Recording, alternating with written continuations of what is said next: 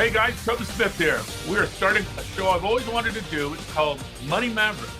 Why do I call it Money Mavericks? Well, because first off, Todd, the guy who produces it, said that was okay. And then secondarily, I don't want to interview people that are just on CNBC all day long. I mean, you're only hearing sort of one group, and it's usually sort of group think. And that's not really my deal. If you know me from Fox News or from Fox Business News over 14 years, I at least said what I thought was true, and many times it was when those other people, were just standing on the line of their brokerage firm or their investment firm. So my company, Transformative Research, does equity research. Transformative Wealth Management does, shockingly, wealth management, and we also have a capital markets group that raises money. So I'm deep in the weeds now, but I brought a longtime friend, on to open up this show and hopefully be on more episodes if we don't get canceled. I just was kidding about that, Scott. Scott Shaffer, he is a longtime equity analyst. He's also was a professional triathlon person, which again, I just really can't relate to. But he has over the years brought me some winning ideas, a couple of losing ones. But overall, the one we're going to talk about today is really the antidote to generative AI, which we'll get into. And if you don't know all the AI terms, we will be very careful, very slow on this. But the thing that really struck me about Scott's research on a company that I own and we invest in is called Verses.ai, is that I saw the number today, Scott, $5.5 trillion to build out data centers that all that basically don't think. All they do is get trained for $100 or $200 million, and then you type in, and I say, hey, I want to see Tobin Smith with a wig and no glasses. Well, that's sort of fun for a while. Or I did a dancing cat a couple of days ago. That was very fun. But they ain't solving any business problems, are they, Scott? So talk to us about, big picture down. Talk to us about what the opportunity in AI, but for inferential AI versus just learning trained or ChatGPT type stuff. So take it away. Okay. I think there's three types of AI. You have generative, which is creating new content, digital content from something that already exists. Something that they stole from an internet site. Bingo. Copyright is a big issue. It's regurgitating. And then the middle one is probably predicting and detecting things that are going to happen. And then finally, operative, actually doing something. Got it. Big AI is the predicting, detecting, and then operating. You're seeing, I call it the AOL right now. This is really cool. Yeah. It is not real true AI. You're seeing. Remember AOL? You start it up. You got right. And you remember Cisco, right? Cisco went straight up and has never traded higher. NVIDIA, I don't know, but I think software, as Mark Andreessen said, will eat hardware. That's down the road. Yeah. But you have what people are seeing with AI. It is cool, but nobody's making any money with it. And I like except for NVIDIA. Okay, chips and data centers. Yeah, shape and data centers. Yeah. Chips and power companies eventually, but no AI companies are really making any money. I have a slide that kind of explains it. All right, cool. I'm going to do is share my deck with you. Sure. Let me know. Well, one of your ideas that I think is so, again, at the base level to understand this is when you say that artificial intelligence is basically, electricity is the new electricity. Yep. And that agents that actually do stuff that saves you time or saves you employees is the way this AI boom is going to pay off, certainly in the commercial sense. And that agents one day are going to essentially get rid of applications. So that's a bunch of cool stuff. So get going. Okay. AI is actually, I'm going to go way up here, but sure. AI really, I use the analogy electricity because it's easy to understand. And when you had a drill or a saw, it was a tool. When electricity was added, it made it become a power tool. It did the work a lot faster. And with AI, it's going to make things smarter. I'll get to that in a second. But Sure. right now, there are a ton of companies making quote unquote tools. And the problem they're having, the AI is electricity is too expensive. It's Sure. unreliable, it's unsafe. So they're stuck with where they're at right now. And on the other side, you have the electric companies, the AI providers, we'll call them. There are about a dozen of them. They are trying to provide electricity that is cheaper, and they're spending more data, more chips, more power to try to get down to, it's called AGI. It's when a machine that actually can learn on its own. You're So seeing AGI is artificial general intelligence, right? it's when a machine can learn on its own. That's the holy grail. Whoever gets there first. In fact, this weekend, OpenAI raised, I think, another 6.5 billion at 150 plus. In there, they actually state it is to get to AGI. Microsoft in 19 invested 1 billion in OpenAI for the sole purpose to get to AGI. They wanted to basically get the back door. Let us know what you're building, OpenAI, because we want you to get to AGI. Well, everyone's saying 5 to 10 years. Versus, though, last year, New York Times said they've achieved a breakthrough. So what Verses is offering is better. Well, hang on one second, though, Scott. Yeah. Why is AGI so difficult? Why is it all these brainiacs with $150 billion of capital aren't providing AGI right now? They're approaching artificial intelligence from the computer science. They're studying computers to try to get a computer to think like a human. Versus took a different approach. They are taking the neuroscience approach, study the brain. How does the brain think, learn, act, and react? The brain is incredibly efficient, doesn't take a lot of power. So if you can put the brain's algorithm, how the brain thinks, learns, acts, and react, put it in an algorithm, and then put it inside a computer, you get the efficiency of a brain plus the power of a computer. So you basically get a superhuman. That's what Verses has done. That's a great analogy. For people at home, an algorithm can be very complex or it's very simple. Yep. It's just a set of rules, right? It's if-thens. It's if this happens, then do that. Yes. We are prediction engines. We are always predicting, and we take the quickest path to somewhere unless it throws us off. We have a pretty good idea what's going to happen until something changes. So we're really efficient. What Verses has done by going the neuroscience approach is they basically decoded the brain, kind of like when they decoded the human genome, changed medicine with genetics. They've decoded the brain, a real live brain, decoded it to see how it thinks, learns, acts, and reacts. That is the secret sauce. There's another component. They just didn't do this like 3 weeks ago. The founders have been working on it for decades, right? Yeah. Actually, it was last summer when they actually had neurons in a petri dish that were they learned how to play the game Pong.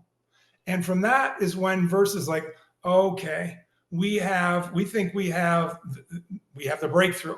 That's what triggered all of this last summer. And that's what changed Verses' business model or business plan when they realized they actually have a path to AGI. So you saw it with the New York Times article where they announced they had achieved an AGI breakthrough.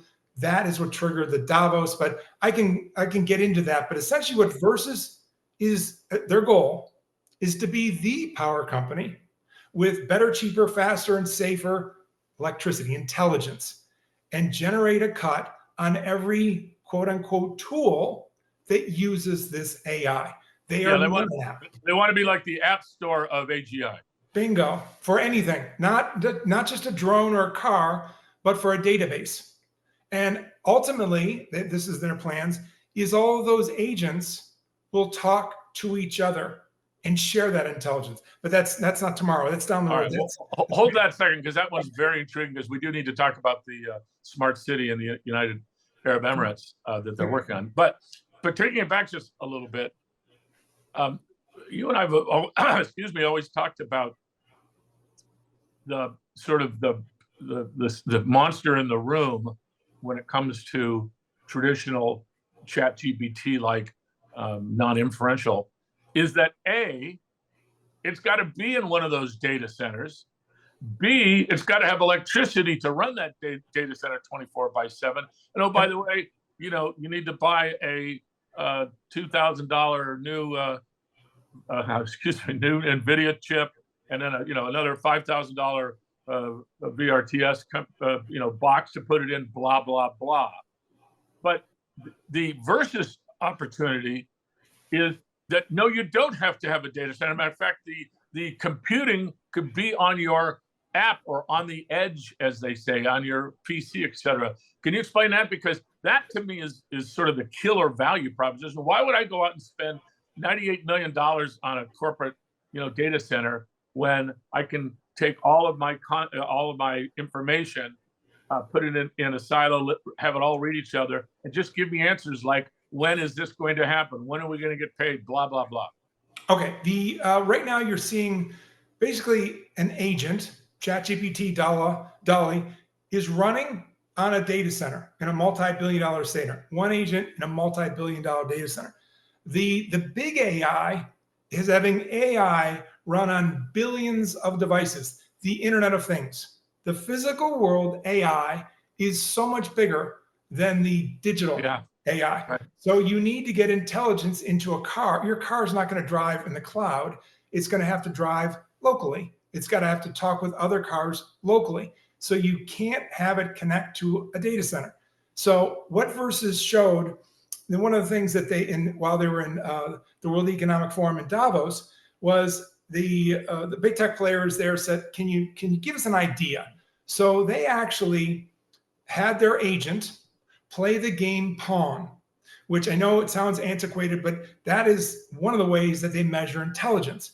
So we had our agent play the game Pong, and we showed that within minutes, we were learning the game, okay? Whereas Google's DeepMind, after 12 minutes, complete nonsense. Right. Google used the data center, all massive power, NVIDIA, the whole bit, to do this. Whereas we did it on a 7-year-old MacBook. And this slide, there's a lot of big things on this. First of all, we did it on a laptop. They did it on a data center. And the other thing to look at here is, can you see the green bubbles on the phone? Okay. You are actually seeing a machine learn, predict, act, and react in real time. That right there is general intelligence. That is AGI. That's the holy grail. That's what Bill Gates said, the most valuable company. Whoever can do that first, probably be the most valuable company. We're demonstrating that right there. Okay. Well, it's just a great visual, because yes, the data center is nonsense. It's like just picking green and red around, where the actual human-like play totally makes sense. And what you're saying is the ability to do that, to think not incrementally but exponentially, is what makes Versus AI Farm so unique. Okay, learn versus train. That's basically what it boils down to, right? Now, here's an example. Let's say Pong has one ball and one paddle here. Let's say we decide to throw a second ball in that game. Versus agent would say, oh, okay, 2 balls, we probably have to move our paddle faster. They'll probably miss the first couple, but then they'll learn how to play the game. Google's DeepMind over here, it's done. They're going to have to retrain all over again with 2 balls. Yeah. That is why Tesla crashes into things. It's never seen it before. Versus with Versus, it would say, oh, okay, that's something I've never seen before. Can I look it up? Is there something else that can tell me what that is? It will learn. Big difference in training. But it's doing it in real time. Real time. Does it in real time. That's the big difference. Learning versus training. And that right there, those green bars and the red, where it predicted, it gives an idea where the ball would be. That is what triggered G42 to take a stake in Versus. So G42 is the AI. They're probably the largest AI investment fund in the world. They partnered with OpenAI. Microsoft just put $1.5 billion into them. They are the funding behind Cerebras, which is expected to go public, I think, next month. 57 times faster than NVIDIA. Yeah, They saw the path to AGI, and they took a minority stake, 10 million. Right, it's peanuts for those guys. It wasn't for that. It was for the ability. They filed for the right to invest an additional. Let me pull the slide up here for you. Sure. They filed for the right to invest an additional 90 million in a $350 million eco round with multiple players at a $3.5 billion valuation. Because if Versus, it's based on the Atari results, what I'll get to. Yeah. If they meet or exceed the standards, their AI becomes the standard for AI. You don't need a data center. You don't need all that power. You can run things locally on the edge. A laptop, a car, a drone. It doesn't need to connect to a data center. It's mind-boggling.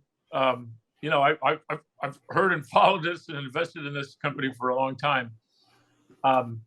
It was sort of all talk about 2 years ago, and now it's all working. I just look at I used to run a fairly large company. If I could replace 10 or 15% of the people who were basically just doing drudge work, et cetera, and then have the people who are providing the intellectual power to not do the drudge work and have an agent do it. And again, I'm talking about being in the direct marketing business for financial newsletters, shockingly. And I can still remember a friend, Nancy Cathy, up at like 1 o'clock at night before a big mailing on her spreadsheet, going through all the various pieces. Today, you could literally with Versus system, you'll be able to say, okay, find me 1.8 million people who meet this demographic, this psychographic, this age, that are do-it-yourself investors. Click, boom. I mean, that is a game changer. Okay, you're still talking on the generative AI side, though. The big money, the really big money in AI is first principles. It's the physical world. It's cars, drones, smart cities, smart grids, particles, atoms, things in the physical world, adding intelligence to that. Generative AI is only, I think, $110 billion market. Smart cities is over 2 trillion. Yeah. When Gartner came out this year, and they said, by the way, this is a really big chart. Gartner's the world's largest IT consulting firm, and every year they come out with the hype cycle for artificial intelligence. This year, they listed first principles of AI as down here in the innovation trigger. This is where the VCs look. VCs and early investors look down here to invest here. And up at the top here is when retail investors buy. And if you look closely, you'll see generative AI. Yeah. Big money in generative AI has already been made. But first principles AI is a first principles approach, is how does the brain actually think, learn, and react? First principle, solving the problem from the ground up. This is where we're at right now. The AI right now is basically chatbots, where we've taken content from the World Wide Web, which is in 2 dimension. It's basically on web pages, which they've scraped. Stolen, not taken, stolen. Big difference. Okay, stolen. Okay. And it's formatted in HTML and HTTP. So that is a very narrow market. The big AI is AI for the world. And as humans, you and I, we learn in 3 and 4 dimensions. 4 dimension is time. That's how we learn things. The world is in 3 and 4 dimension. The protocols for the web, HTML and HTTP, will not work in the physical world. Right. So things, person, place, and things create data. They need new protocols. Those protocols, which we invented, HSML, HSTP, how data is formatted in a way, the physical world, so a machine can understand it like a human. All right, so stop there for a second. Yep. So Versus and the 2 co-founders, for years, worked on these protocols. There is no business without protocols, just like there was no internet until we had, HTML, right? Yep. So do they own HSML or HSTP, or have they donated it to the greater good? They donate it. You have to. You don't want any one company or country to own the protocols, but you need standards first for other developers to build off of that. There are other things that they own besides that, but the key thing is you now have a way to format data in a car or a street light, so a car can talk to another car, can talk to a street light. It's formatted in a way that a machine can understand it like a human. This is the Internet of Things, can now be formatted for AI. Really big thing for the company. Right now, we're not getting too deep in the weeds, but I really think the viewers need to understand the other big weakness in generative AI is the question of, let's say I'm a corporation, 100,000 people work. We use ServiceNow and Excel, and we use all these various softwares. Okay. But that data is unstructured, meaning that an AI system couldn't see it, couldn't use it. Right. To me, one of the biggest breakthroughs that Verses has is, well, there's two things. Yeah, I can go to Snowflake, or I can go to some other of these huge data centers that will format my data, but that's going to cost me, it'll structure, and it will cost me, hundreds of thousands or millions of dollars to do that, and it's not being done in real time, so I don't really get the benefit of it.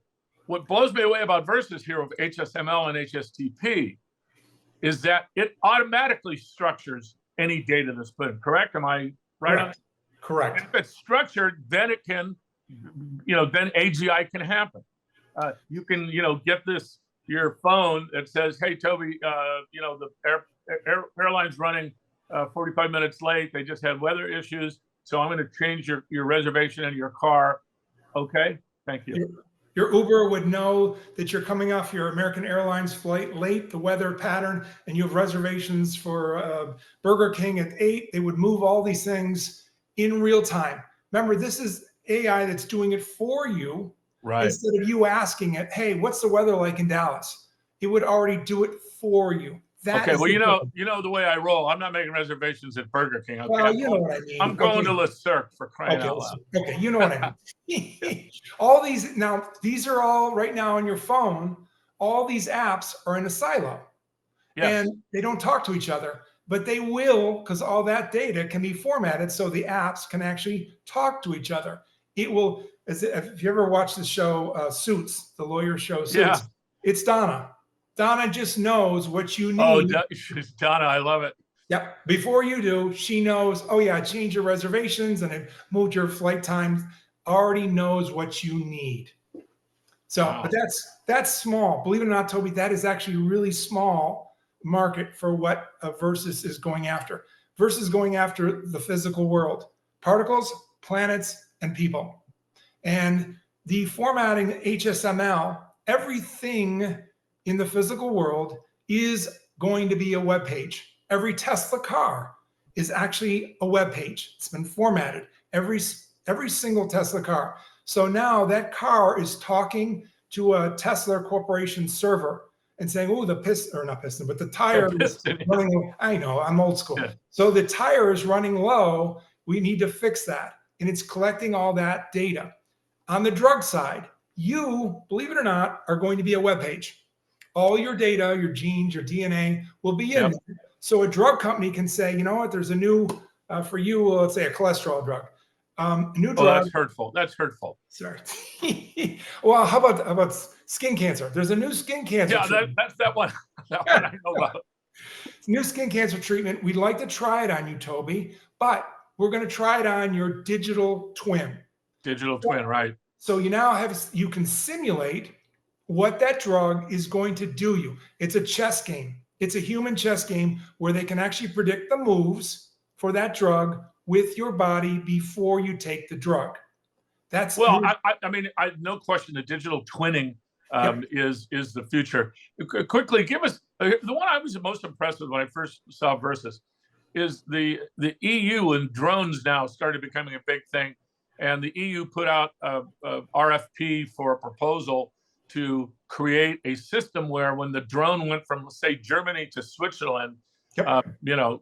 Let's call it Julie Andrews, et cetera, that they changed the rules in the drone. So if the 75 kilometers was the speed limit in Germany, and if it's Switzerland, that means it's 150, then it automatically changed. There was huge companies. Microsoft went after this.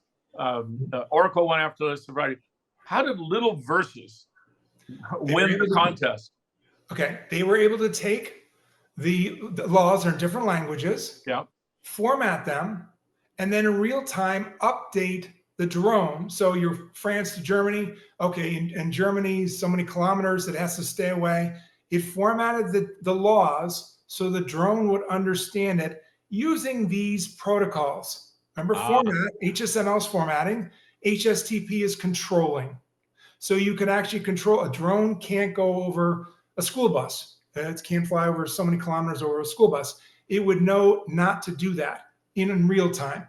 So that also led to the work with Dentons. Dentons, the world's largest law firm.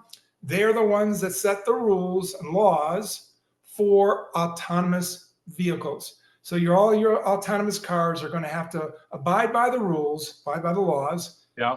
Versus is working with Dentons. Well, when I heard this, I thought about all the parents who, in the near future, have a 16-year-old behind the wheel, and they lock in. They know you can't go past 75 miles an hour, and you blah blah blah. You need to be home by a certain time. Yeah, I mean the applications are amazing. Keep going on the really hot stuff because Versus is what it's doing. I think the hardest thing about understanding Versus is just how revolutionary they are. And now that they're actually bringing this revolution to the marketplace is pretty mind-boggling. You're right. It is. Versus is a very complex story. It's actually a two-part company. Oh, by the way, on the protocols, I'll tell you this. Yeah. The IEEE, which world's largest standard organization, they actually approved Versus protocols for AI, Internet of Things, and robotics. And we can tie this all in because the IEEE is the group that standardized electricity. So and Bluetooth. Oh yeah, sorry, Wi-Fi and Bluetooth. Sorry about that. So Versus is really a two-part. I went back to you and I wanted to explain that the human, we learn in 3 and 4 dimension. So now that we've got the physical world mapped in a way for a human to understand like a machine, or machine to understand like a human, protocols, now we give that computer the intelligence of a brain in efficient manner, active inference. And one of the slides, I think it's probably the easiest way to kind of compare these companies. Sure. Elon Musk's Neuralink, everyone knows that. They're putting a chip inside of a brain.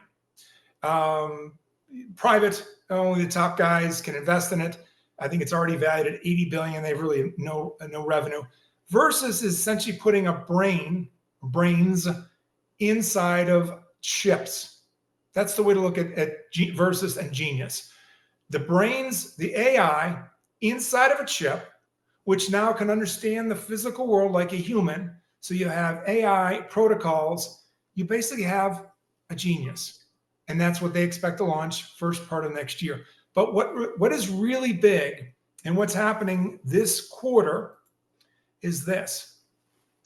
The way they, a little history, they initially measured intelligence with characters and images, how quickly and accurately you can identify a cat or the letter T. That was kind of easy to do. That was probably 20 years ago. Then they moved it up to something where you had to predict movements. So they went after the game chess. Google's DeepMind mastered that really quickly. Then there was a game called Go, which is really, okay, mastered that too. Well, that's great. You're predicting millions of moves ahead. Now, chess pieces they're not dynamic. They don't move quickly. And there's also limited moves that a chess piece can make. They needed something that was random. So they said, okay, we have 26 Atari games, from Pong to Frogger. They're all moving differently. They're all random.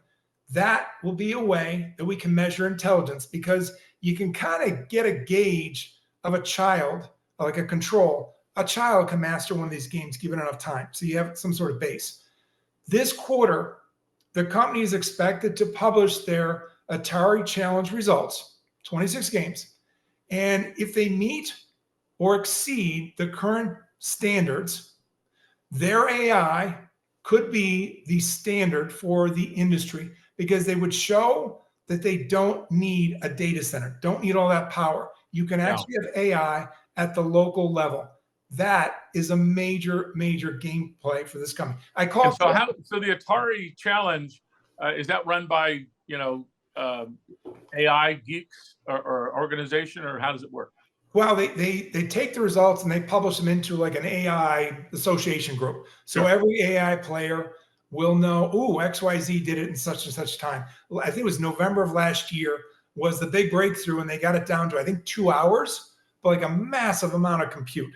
So what Versus, they believe that they can meet or exceed using, low power, low energy, low data. And no NVIDIA chip, right? No NVIDIA chip. Yeah.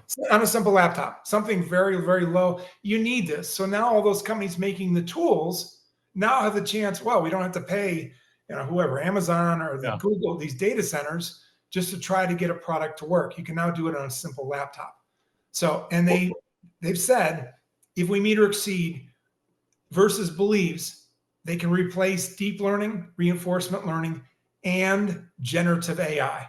That's how big this is this quarter. Well, I'll tell you, I've followed the story now for 3 years or more. And it's only been a year and a half, Toby. Well, I mean, it feels like 3 years. Trust me. In Toby years, it's 3 years. Okay. Yeah. It feels like more than 3 years. The end result of this in this short a period of time. Now, of course, the founders have been working on this a long time. After they wrote the book, the Social Web. Spatial Web. Yeah, Spatial Web. Yeah. So it is pretty amazing. But again, I just go back to, you mean I don't have to have a data center? I can get all this on my iPad or my, my Mac or my PC. OMG. And I will say, as a money manager, I'm working with a pretty interesting company right now that is just using a generative AI and a little some magic dust in there to just trade futures every day. I'm just looking at the account yesterday. I gave them $50,000. It's now worth $132,000 in 8 months. It's in a non-taxable account, by the way, and that makes sense. I can't wait until I can use AGI to go through. Here's my 3 choices, because I do this every day. Now, for instance, I'll give you an example. Because of what I've learned about via you and through Siri, Versus, I'm sorry, we're putting on our buy list the Internet of Things chip makers, Samsara and Impinj. IoT, yeah. Yep. Yeah. And they didn't really have the ability to do much. I mean, you could walk out of the store in Amazon and it would, you pay your bill that way. But that's not the big issue. When I can do this when I can have a chip on my car, on my kids, and so on and so forth, I know where everybody is. I know if somebody has, gone outside of the boundaries that I've set, yada, yada, yada. That will change everything. And really, Versus is right there. They're the enabler. The protocols format. So like your surveillance camera can talk to a water meter, to a door lock. They can all talk to each other in the same language. That's the protocols. Then you add the AI. Oh, that's Toby coming up. I'll unlock the door. I don't need to have him wipe his right in front. Or Toby's coming in the house, lock the gin cabinet. Yeah, I know. The gin cabinet. Yep, that's who. But that's AI. It's not asking, it's doing it. Yeah. But you need these machines, like the Internet of Things, they all need to be talking in the same language. Like a Nest or a camera can't talk to another brand. They all have to be able to talk to each other. And that's the protocols. The IEEE approved them. Now, I think this is probably a really key slide here. This is all the big tech players. and they're all investing in deep learning companies. There's what, a dozen here. So OpenAI, Right. I see down here. Why are they investing in multiple ones? Because they are hedging their bet to see who gets to AGI first. Okay, AGI, the Holy Grail. Artificial general intelligence. That's the Holy Grail. All right. Now, G42 invested 10 million into Verses because they think they have the path to AGI. I'm going to put that on there. And as far as valuation, by the way, Matthew Heaviside thinks Verses is the most viable path to AGI, but the average valuation. Yeah, he's the guy from Accenture, the AI analyst, right? Yeah. And they would be probably the biggest implementer. Oh my gosh. So for that was another one. G42, IEEE, Gartner, Accenture, all these checks come off. The average valuation over here in deep learning companies, and I threw out OpenAI because they're 150. Average valuation is 15 billion. And if they meet or exceed in the Atari challenge, that is why G42 put that $3.5 billion valuation. That's about I don't know, 40x from today's Versus is, I don't know, about a roughly 40, no, I'm sorry, 80, $90 million valuation. Yeah. Also another player, one of our beta partners, NASA funded JPL, just completed the first phase where they're actually simulation of digital twins for the lander and the rover. Another major entity, check the technology. So that is, I think we are probably the only AI infrastructure company that's publicly traded. And I say infrastructure power company. We're the only AI power company that's publicly traded. And I believe we are probably the closest to AGI than any company. So, Scott, deep learning, explain a little bit that term. Well, deep learning is what Jeffrey Hinton, 2012, there was a thing called the image net. That was let's call it the Atari challenge of 15 years ago. And a bunch of images and how quickly you could identify them. And by the way, sorry, say again. By the way, Mr. Hinton just was awarded the Nobel Prize in Physics today. And you know who probably has a good chance of winning the next Nobel Prize for AI? Dr. Friston. Dr. Friston, because he studied neuroscience, most cited neuroscientist, different approach. Wired magazine, probably most likely to invent the true AI. He probably will win a Nobel Prize. And let's mention that he is a co-founder of Verses. No, he's the scientist, chief scientist. Oh, chief scientist. Okay. Chief scientist. He right here. 4 years ago, almost 5, Wired magazine may hold the key to true AI. And his work was studying the live brain, how it think, learn, act, and react. He created, you have the law of relativity, thermodynamics. He basically created the law of intelligence. And that was used, it's an efficient way for the brain to think. It's based on probability. That is what Versus is based on. It's called free energy active inference. So and that's different than, that's a lot different than deep learning. A lot different. You have, real quick. Yeah. You cross the road. When you cross the road, 0 to 10, no, there's probably 0 chance you're going to get killed. And there's a possibility you could get killed by crossing the road. Not very good, but it's 0 to 10. Okay. And what Versus essentially does is, what is the probability of that happening? And that is the scale part. That's a lot of math, but they figured out how to scale it. Easy example. Imagine there's a tail behind a wall. Okay. You look at it and say, that's a cat.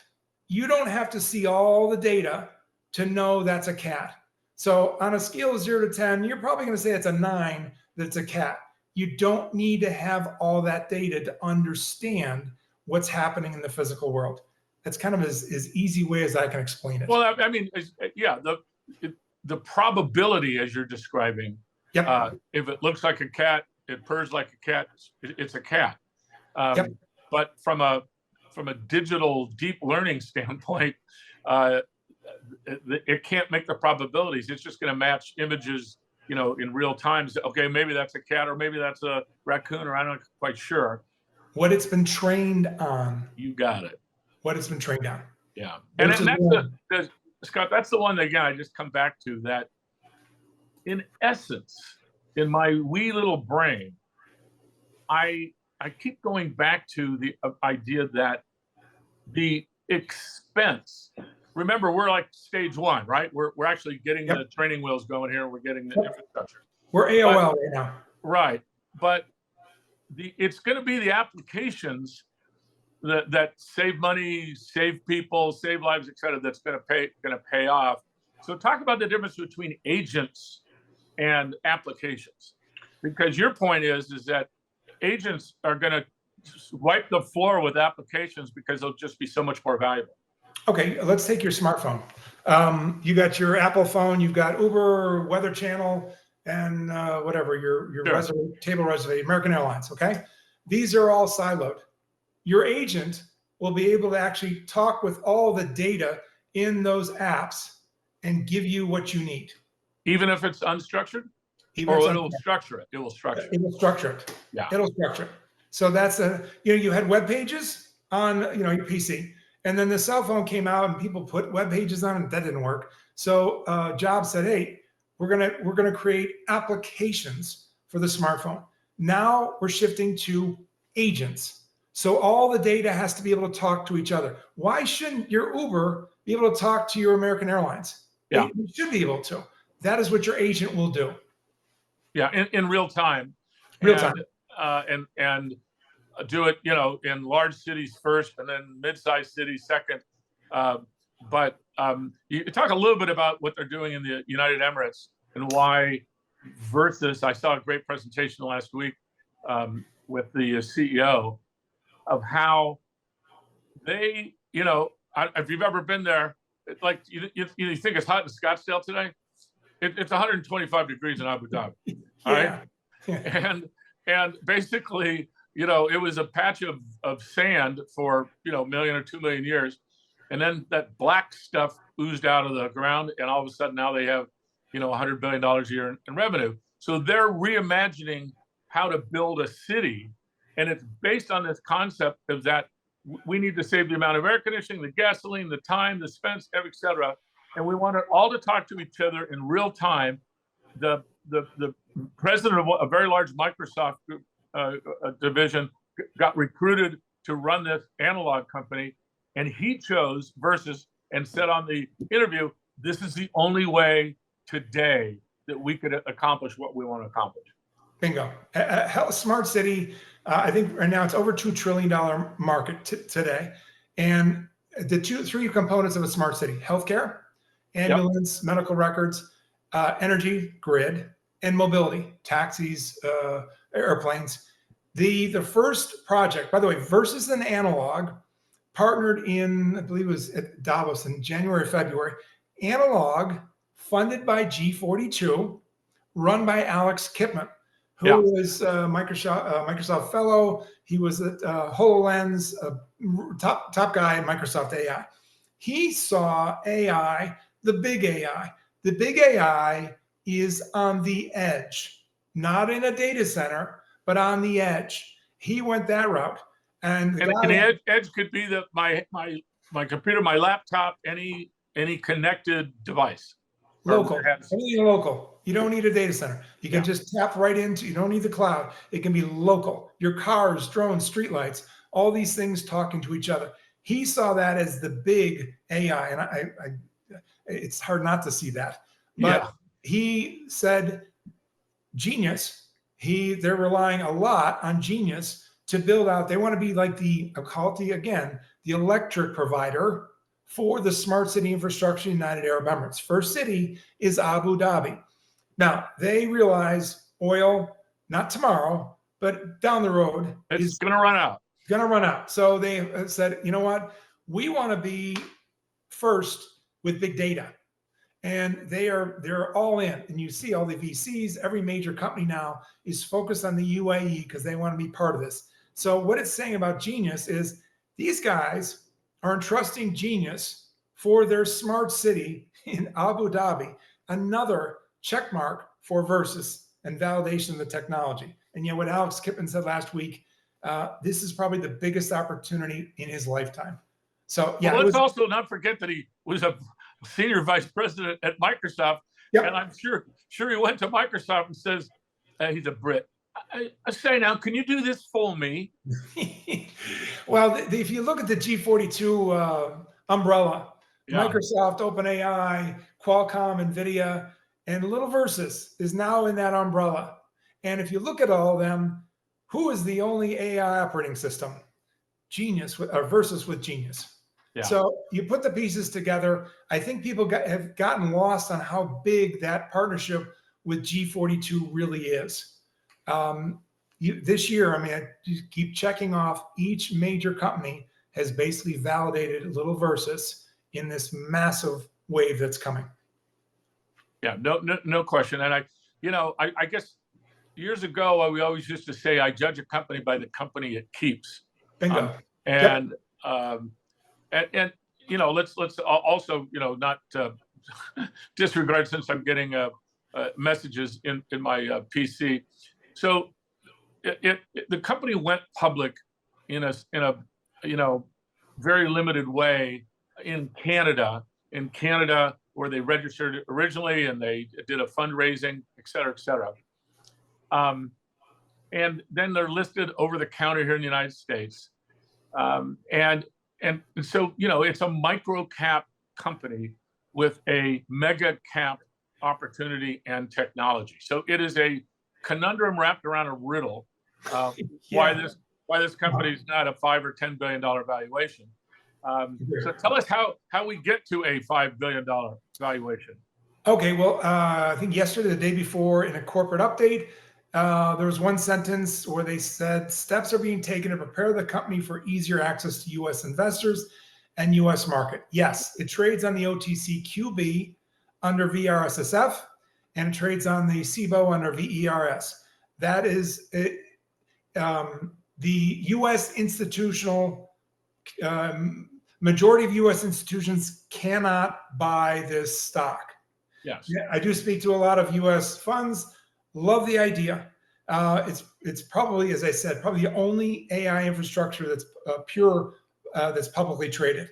So the company realizes that. So here is it is, yes, it's speculative, but you are looking at a VC-like return potential, your 20 plus X return.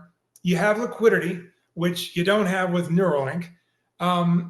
It really is a very unique opportunity. But yes, the company is, one of the priorities is to uplist.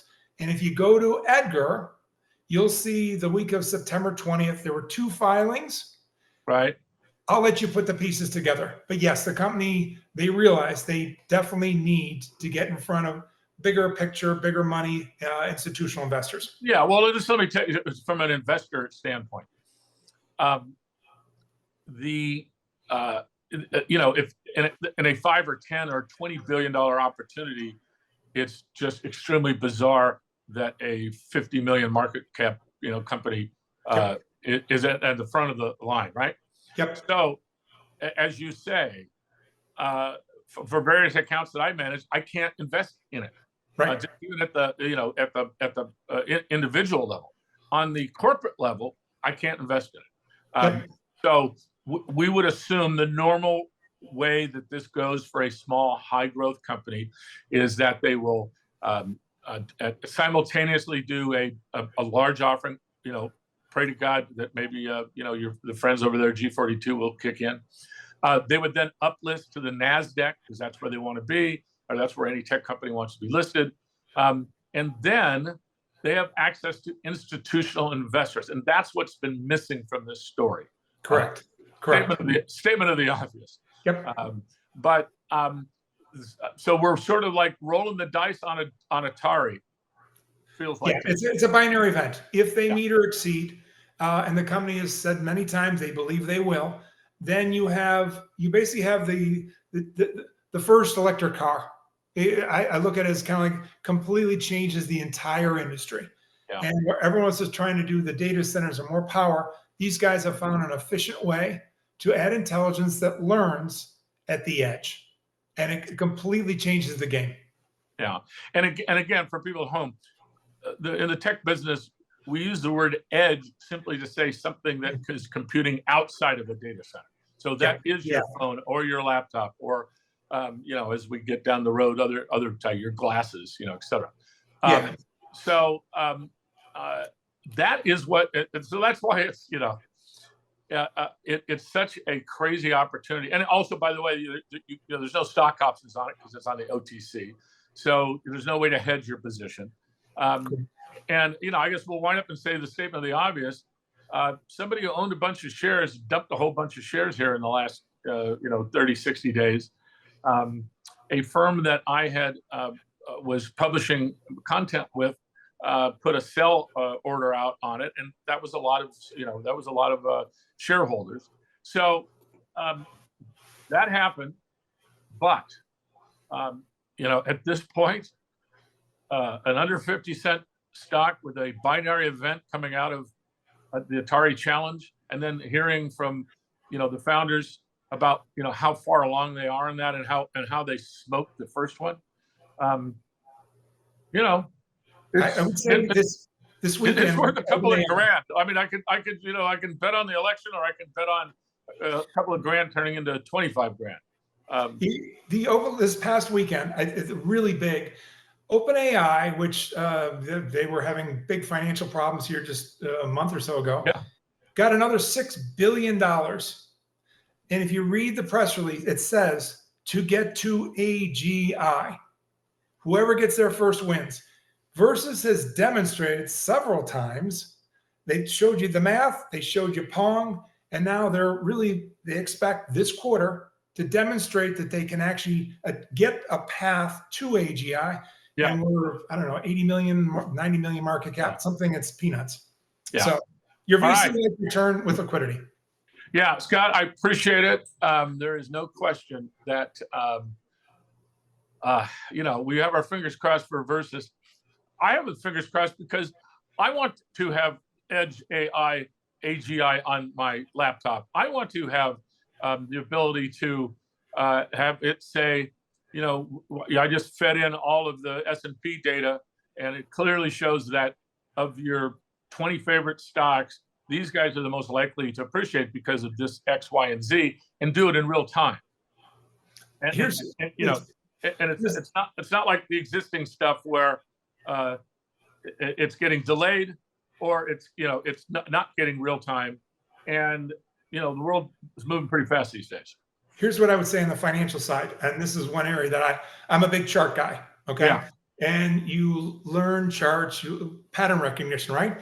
Yeah, that's great, but if it's been trained on that certain pattern, when a pattern changes, it can predict going forward. I'm looking for this pattern. What if the pattern changes? I want to be able to react to it, just like that second ball in Pong.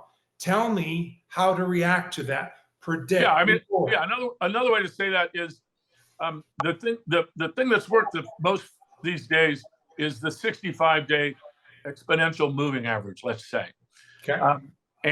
But if you were feeding all the actual data in, a Versus agent could say, hey, Toby, by the way, we've looked at these 17,000 securities that trade every day, and clearly the 45-day simple moving average has become much more efficient in terms of momentum, in terms of a positive buying versus selling, et cetera. Think of it in real time, and then buying options to take advantage of that, or selling options. Yep. Think of it's a chess game. In life, everything's an if-then, right? Yeah, so if you can plan millions of moves out with different variables, that is the AI that's going to be the most valuable. Learning, not being trained, but actually learning the environment, whether it's digital or physical environment. Okay. Would you put the slide up that shows where people can go look at Versus on their website? Or do you have one? I do. Okay. I knew you had one. Hold on here. Let's get down here. And yeah, and then the YouTubes are also very instructive. Those are my, I actually created 10 to 12 videos that Versus is a very complex company, but I think I break it down so the layman can understand it. It's two parts. It's the protocols, formatting the world, and then the AI applied to the machine. I got it. So understand. So, but those. This is PK, and PK's IRA is invested heavily in Verses, so he wanted to come in and see the event. And the where is it here? Trade on the OTCQB under VRSSF, and for you Canadians on the CBOE under VERS. All right, Scott, thanks so much, man. You really took a very, very difficult subject and broke it down so even I could understand it. Anytime. Even PK can understand it, I think. Thank you. Thank you, Toby. Thank you for having us on. All right, cheers. See you guys.